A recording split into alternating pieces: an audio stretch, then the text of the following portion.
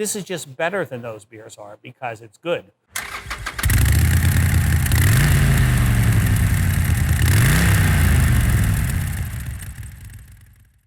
Kick Back IPA, what is it? It's a pale hoppy beer. It's got a lower gravity to it. It's a 4.3% ABV beer, so it's, you can kick back and drink a bunch of them. That's kind of the purpose of the whole thing. So compared to like a bigger, like a stronger IPA, this is what we would probably officially term a session beer. A session beer is anything under 5% broadly. I think 5% is a little high personally. I think session beer should be around 4.5 or under, maybe even 4% or under, but that selling sub 4% beer tends to aggravate your sales department. So, we make compromises here and execute the beers that we want to make but also want to sell. Our goal in brewing this beer was to embrace the flavor profile of an IPA, but give you a lower ABV. To make a 4.3% beer have the flavor impact of, a 6, 7, 8%. Well, 8% would be double. But I guess you would generally say anything from about 6% to 8%. That's sort of your wheelhouse for a regular IPA. Session IPA, again, because of the word session, gets pulled down to 5%.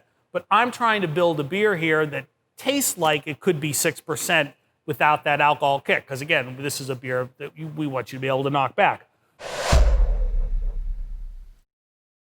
So this beer features flaked barley, which is raw barley that's been steamed and run through a press.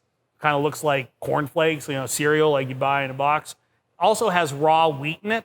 Those two malts combined with some caramelized malted oats makes it less lean than a beer of this ABV normally would be. And then to kind of cap it all off on the body side, primary fermentable ingredient in here is a pale ale malt from England.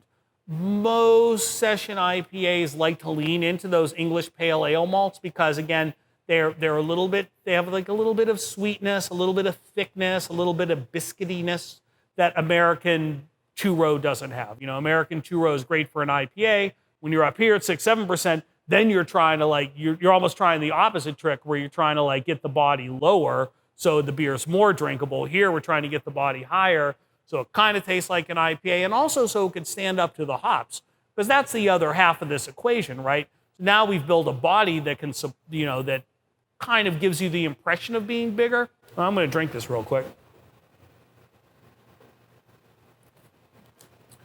But we also need to have that body there to support the hop load that we put on this beer. And we put a lot of thought into hops. This is Drake. So, we make hoppy beers in all styles. And they're all IPAs, apparently. Black IPAs, white IPAs, milkshake IPAs, hazy IPAs, brewed IPAs, double IPAs, triple IPAs.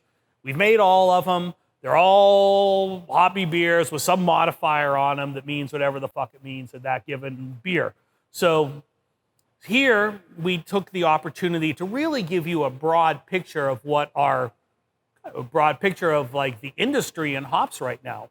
This beer features 4 hops in it: Cascade, Chinook, Simcoe, Mosaic. In terms of flavor notes, you get that entire array of hop flavors. The fruit's there with the Mosaic, but there's that core of citrus and pine that really you want to taste in an American IPA is there. It goes well with a lot of foods. It's easy to drink. I particularly kind of like this with foods that have a little bit of fattiness or lushness to them because this has a bit of cut and will kind of, wipe it out. I don't want to go all the way and say foie gras, but you could definitely have this with a burger. You could definitely have this with some larger flavored food. But this beer is very firmly in the category with all day, with daytime. This is just better than those beers are because it's good. Shit, sorry, dude. I actually don't have anything against daytime. I think it's a good beer.